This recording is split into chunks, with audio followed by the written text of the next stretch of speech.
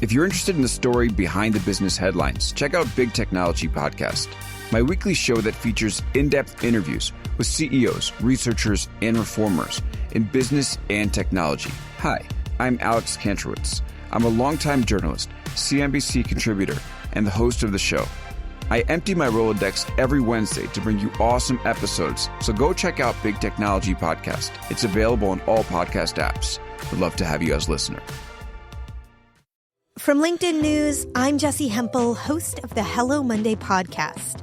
Start your week with the Hello Monday podcast. We'll navigate career pivots. We'll learn where happiness fits in. Listen to Hello Monday with me, Jessie Hempel, on the LinkedIn Podcast Network or wherever you get your podcasts.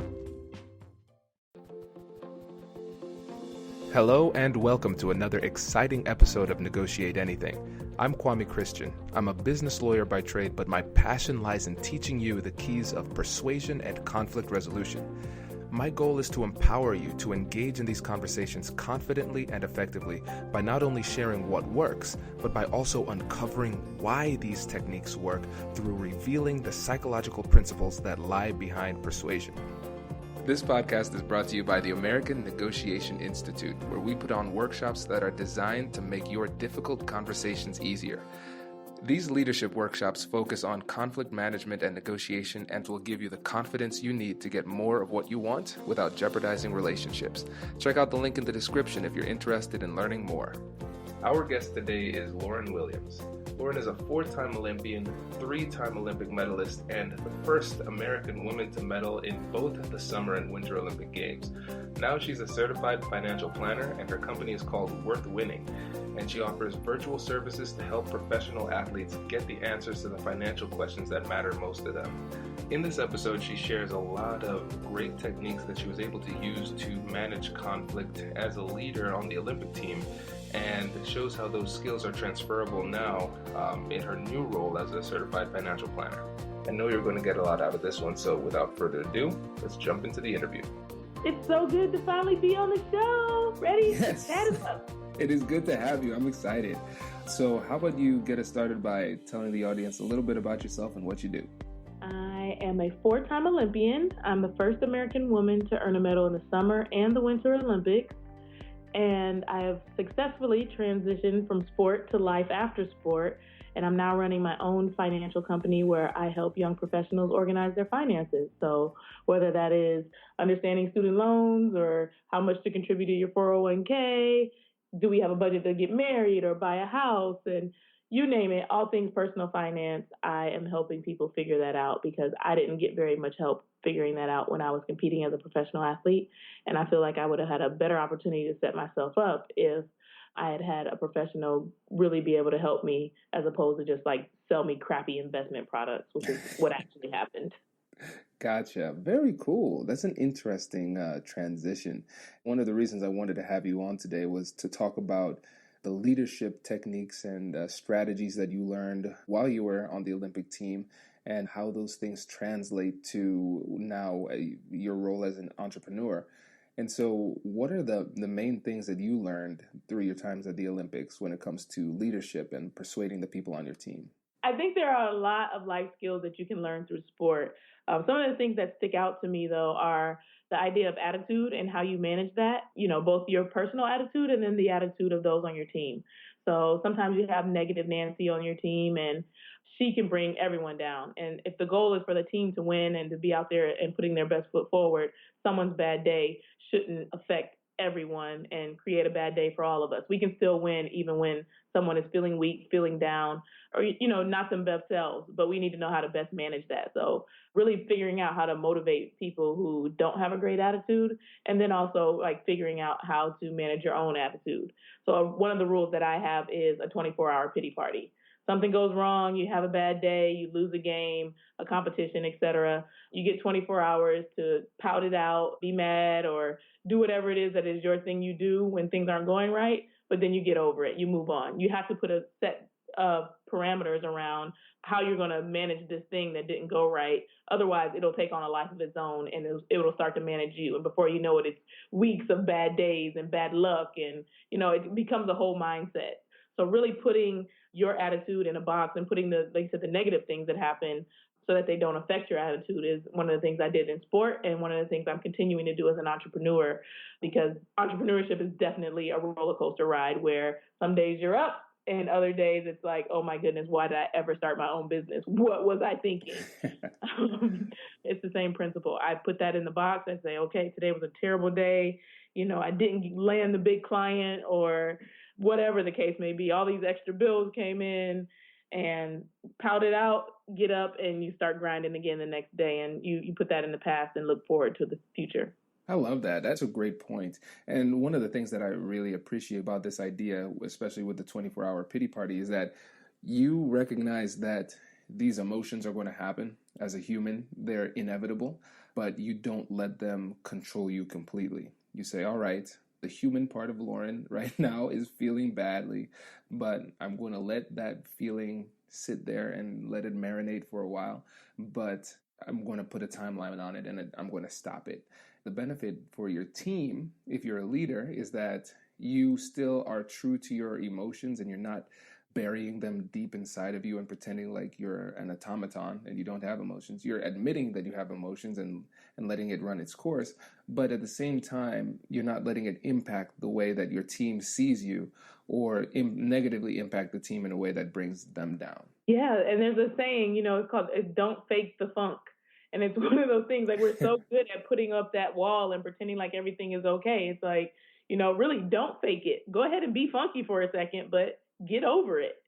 So you're completely right about that, like not bottling all that up. And so for you as a leader, if you have somebody on your team that's displaying negative emotions in a way that's detrimental to the well-being of the team, how do you handle that?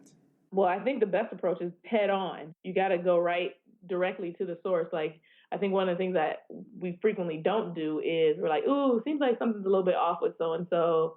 I'm going to just let it slide. I'm going to, let it play itself out, as opposed to, hey, you having a bad day? Something I can do to help you? Or is everything all right? Is there any way, like Trick Daddy has a part of the song that says it happened right there where it went wrong. And that's exactly how I approach problems is, right where it's going wrong is you've got to be able to nail that and address it immediately versus letting it linger and become something bigger, or, even letting a person's emotions run away with them to the point when you finally do address it, they're beyond the point of even being reasonable because, this thing has started to fester. So one of the things I do is you said, see the problem, address the problem, and you continuously address it. And then the other thing, too, is to be mindful of other people's feelings. So one of the times that I can remember as a teammate, I said something that offended a young lady. And like I said, I didn't do exactly what I just said. I waited a little while. I was kind of like, I think she's being weird, but I'm not really sure. Wasn't really sure why she was weird because I didn't feel like what I said was offensive or, I wasn't aware. I just I feel like she's treating me differently. And finally, about 2 weeks into it, I said, hey, is something going on between us? Did I do something to upset you? And, she went kind of off the rocker, like you said, in the sense that this thing had been festering for 2 weeks and she hadn't had an opportunity to talk about it. But in that moment, I realized it was really important for me to, even though I didn't mean to offend her, to be present with what it is that she was feeling. And so there was the fact that I didn't plan to hurt her feelings, but there's also the fact that the way she took it is what it is. And so in order for us to move forward as a team, I needed to acknowledge that and move forward in kind of sympathizing with her or empathizing that, okay, I made you feel this way. Even if I didn't mean to make you feel this way, it's in everyone's best interest for me not to dwell and try to get you to see my point of view. It's in my best interest to say, hey, I'm sorry I made you feel that way. How can we move forward? This is brilliant. And the two things that I'd like to highlight out of that is the curiosity and the humility of what you said. Because when it comes to conflict management and maintaining decent relationships, either personal or business, you need to have a healthy amount of curiosity. When you see something or feel something is a little bit off, you use that as a trigger to investigate, and you investigate through conflict. And so that was a conflict. And what I've found is as I've started to learn more about conflict management and learn more about the psychology and really start to walk this way in my business and in my personal life, I realize I'm in conflict all the time. But it's a good thing because my relationships end up benefiting because of that. Because once I get that signal that something's a little bit off, I investigate immediately using the skills that we talk about on this show to learn more about it. And then the second part is the humility, because you were willing to accept the reality that even though you did not mean for it to be offensive in any way, she took it as something that was offensive. And instead of putting up a barrier and saying, well, no, I'm right, you're wrong, you should get over this, it's not a big deal, you stayed curious and you started to learn more and you recognized, okay, I made a mistake. It wasn't intentional, but it was a mistake. And now we can work together through the process of conflict to make the relationship better as a result of it. And it's so important that, like you said, it's not intentional, but it was a mistake. I love that you just said that, because that's the thing. Sometimes we get so caught up on, well, it wasn't intentional, and so it couldn't have been a mistake. But it's not the same thing, not meaning to do something versus, like you said, the way that made someone feel and it being, like you said, turning out into a mistake or turning into a catastrophic event. Like, you just need to recognize in that moment that though it wasn't intentional, it was in fact a mistake, because this can alter the series of events that are supposed to happen going forward that are going to be productive for all of us. I like it. And something else to consider is whenever you find yourself in that situation where you're battling between intent, whether it's you trying to defend yourself and defend your intent, or you're trying to accuse somebody of malicious intent on the other side, instead of focusing on blaming them, instead try and focus on contribution. And that helps you to adopt that stance of humility, because again, if you focus on intent, you're not going to feel like you did something wrong in that scenario. But then if you ask yourself, what did I do to contribute to this situation? Then you can recognize, I see now how what I said contributed. And so when you think of it in terms of contribution, it removes the negative stigma that often comes with blame. And the other person is more willing to accept their contribution to the issue, and you are going to be more willing to accept the contribution to the issue. And then once you both have done that, then you can work together to work through it. We are now offering conflict management and negotiation workshops for companies. If you like the content here and you think your team would benefit from getting a customized seminar, then all you need to do is email me or go to the American Negotiation Institute's website to learn more. And now, back to the show. Brace the rudders! Raise the sails! Raise the sails! Captain, an unidentified ship is approaching. Over. Roger. Wait, is that an enterprise sales solution? Reach sales professionals, not professional sailors. With LinkedIn ads, you can target the right people by industry, job title, and more. We'll even give you a $100 credit on your next campaign. Get started today at linkedin.com/marketer. Terms and conditions apply. Yes, I love it. And I will say, too, that humility is the single most important resource or skill that I had to master that was super valuable in all of my success throughout my career.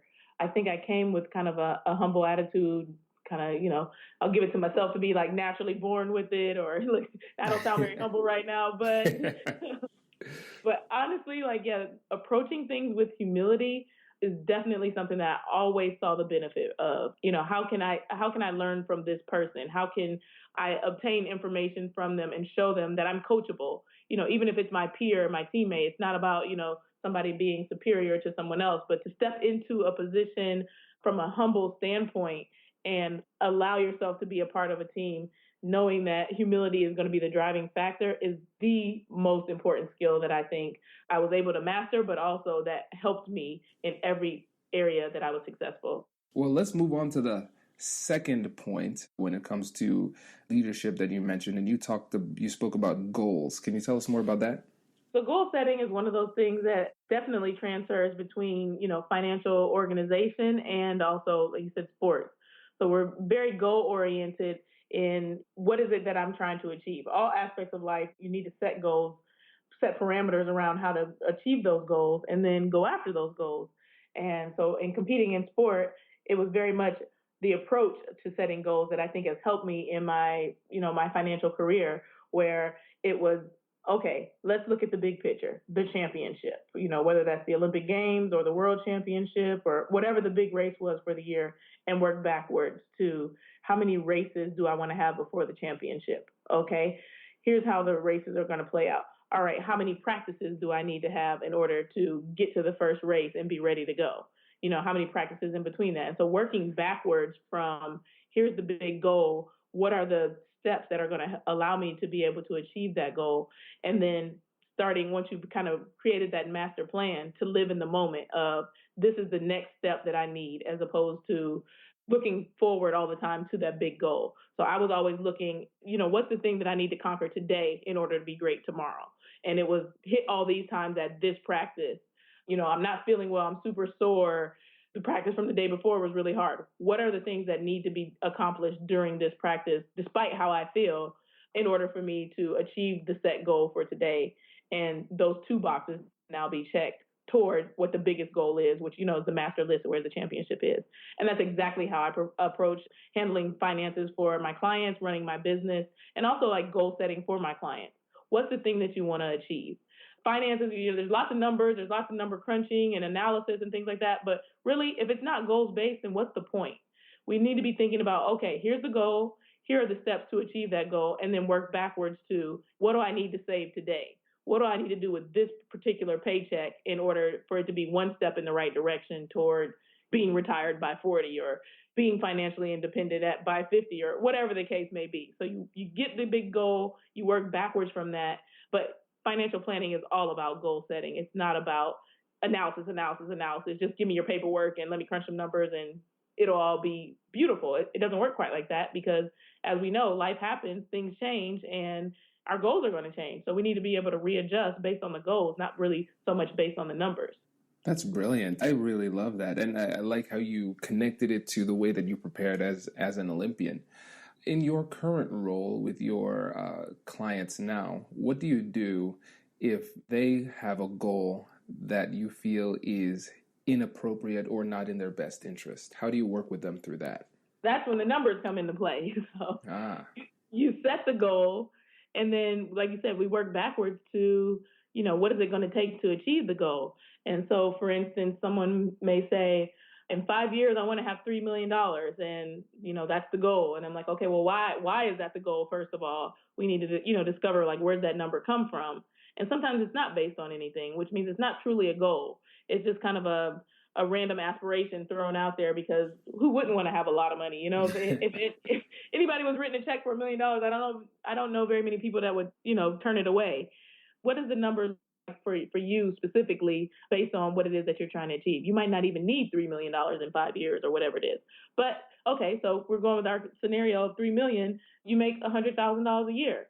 So in the next 5 years, you're going to earn $500,000, which we didn't take out any taxes or living expenses from yet and still we're going to have $3 million in 5 years. So just throwing the numbers out there, that doesn't take any fancy analysis to be able to say, okay, this is probably not the most realistic goal. There's no investment returns that are going to turn your $500,000 into $3 million in 5 years and allow you to live and pay taxes and do other things.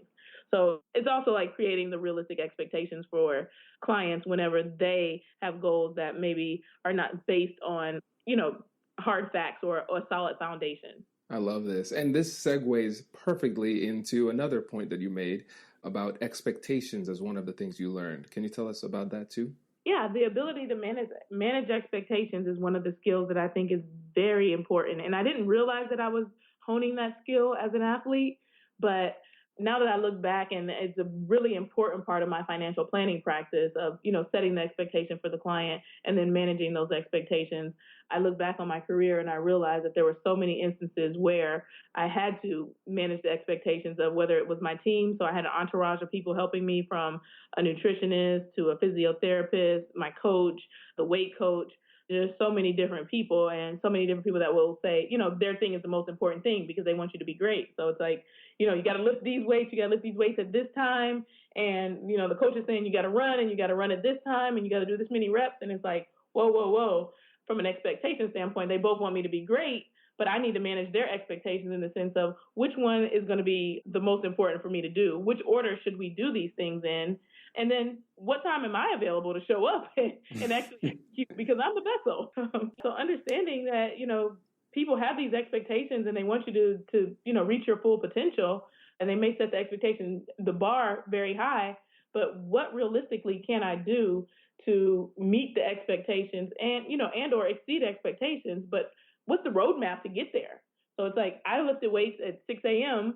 And then I would come back to practice at noon. So I had enough time to recover from that workout. But it was also, I'm not going to do a hard running workout that afternoon. It's going to be more detail based. Whereas, on the days that I don't lift weights, so I lifted weights on Mondays, Wednesdays, and Fridays. So Tuesdays and Thursdays were the days where I would do the more intense, longer workouts where your legs needed to be fresh and, you were going to build up a lot of lactic acid because of that. You didn't want two legs that felt like big dead weights. So yeah, it's really about, like you said, this idea of managing expectations there, but then also managing my own personal expectations of what my team can do for me. So everyone is not at my beck and call every moment that I want them to be. They have other athletes that they're coaching. They have other, things that they are responsible for, a family. And though reaching the Olympic gold medal and the top of the podium is the most important thing to me, what are the reasonable expectations that I can ask of these people? And then what are, the things that I need to be doing on my own that is not necessarily their responsibility in order for me to do my job. So it's like, you've got your roles and your responsibilities. I've got my roles and my responsibilities. And we need to make sure we're communicating clearly about what the best path is for both of us to be able to achieve what we need to, and that both people are doing their part. It's almost like you know what's coming, because that was a perfect segue with clear communication to the fourth thing that you mentioned you learned. Can you talk a little bit more about the clear communication and what that really looks like? Communication and managing expectations go together, because when you communicate clearly, then people understand what the expectation is. And you said everybody can go off and execute in a manner that's going to be the most efficient. But talking about things directly, having the hard conversations, which is one of the things that's really hard, when organizing your financial life, talking to a client today, like, have you talked to your parents about what their retirement life looks like? And it's like, no, why would I do that? And it's like, well, you love your parents, right? You care about, their future. And what if they didn't save anything for retirement? And they're like, well, I think they're doing okay. They have a house and they're still working. And it's like, well, what if they haven't saved $1? And, they're never going to be able to retire. At some point, they're not going to be able to work anymore. So what are you going to do then? And it's like, oh, wow, that could happen. Like, are you going to leave your parents on the street, or are you going to take care of them or help out? And they're like, of course I want to help out. Well, that affects your financial plan. So this is where communication comes into play. If you're having key conversations and really direct conversations, they may be uncomfortable. Who wants to talk about dying or whether or not they saved? And parents often don't want to talk to their children about, money matters, because it's like, I'm the mama and you're the kid and you need to just do what I say, not as I do. And, get out of my business sort of deal. But, that role can reverse, and it ends up usually being when they're in a dire situation. But if we can prevent that dire situation from happening by simply communicating and saying, hey, parents, do you have a good financial plan? No, we don't have a good financial plan. Hey, call my financial planner or some financial planner, and let's see what we can do to fix this situation, because I don't want it to derail my financial plan. So tough conversations is a really key part of communicating, but then also not getting all worked up when you know that there's a sensitive topic to talk about. So if your coach is pushing you too far in a workout, be able to sit down and say, hey, I really feel like my body is not going to be able to sustain this in the long term, and I feel it breaking down. I'm not recovering as fast, versus I ain't doing this workout today and not offering any explanation. That's not the best way to communicate. So, thinking about the person on the other end and how the information is going to be received, and then how they might communicate back to you based on the information you're sharing, helps people shape the way that they're able to communicate in the best fashion. This makes a lot of sense. And really what we're seeing here is that these are all negotiable opportunities, because when you are working with somebody, for instance, as a financial planner, a wealth manager, you would see that, okay, they need to do this, they need to save this much money, et cetera, et cetera. And you can look at it in a big picture type of format and say, I need to get them from A to Z. That's my goal. But what we're seeing here is along that path and throughout the relationship, there are going to be points on that journey where you need to persuade people, where you need to communicate clearly. And those little instances are what I call mini negotiations. They're not the big negotiations that we always talk about, but they are those everyday opportunities to get more of what we want, avoid things that we don't want, and strengthen relationships. And so you can use these negotiation skills to manage people's expectations and get everybody on the same page. If you do it strategically and approach it like it's a negotiation, not just an everyday conversation, your results will be a lot more beneficial, a lot more favorable, I should say.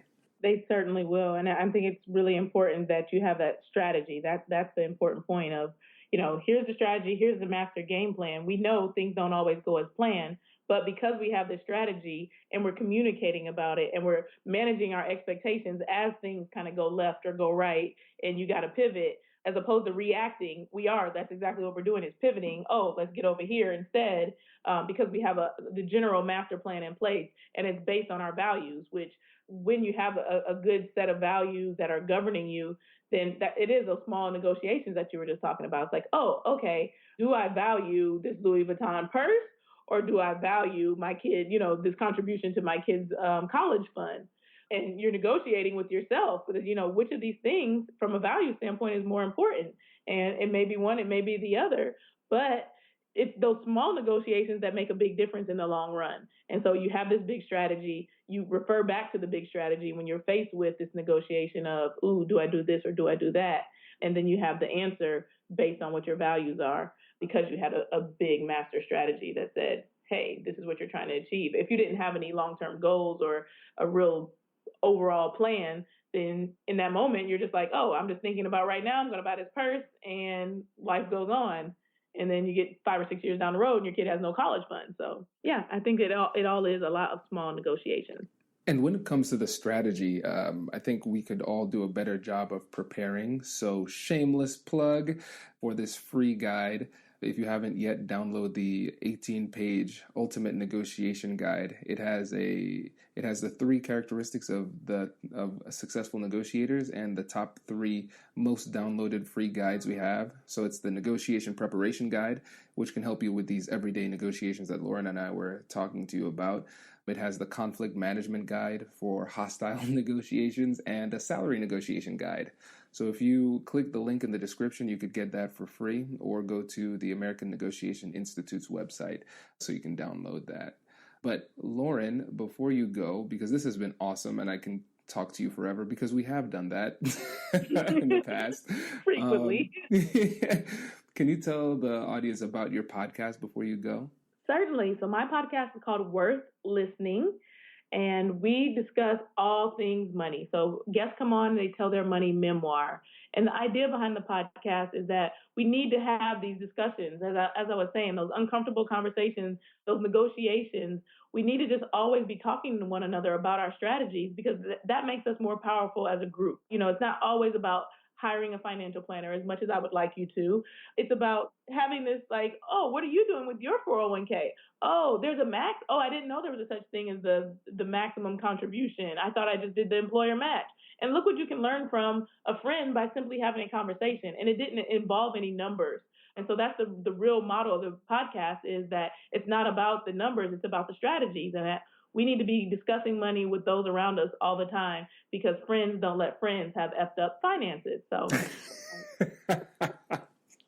check it out, the Worth Listening podcast. We've had lots of professional athletes, other celebrities come on, plenty of young professionals that just come and they tell their money story. And it's something that the listener can relate to say, hey, I'm not alone. I've gone through this thing too. Or, oh, I'm also doing that cool thing with my money. Or this is the way that I'm going about saving. Oh, I never thought about saving like that. Maybe that could work for me. So it's about finding your own unique way to organize your finances. I love it. And yes, I strongly endorse the show. I was a guest on the show and it was funny. It turned into almost like a counseling session for me. And so it was a lot of fun.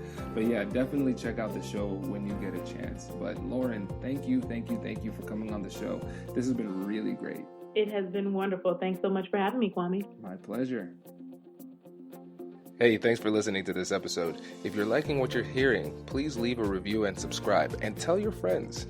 Our goal is to help as many people as possible, and when you leave reviews, it makes it easier for people to find us in the searches. Thanks again for being a listener. I'll catch you in the next one.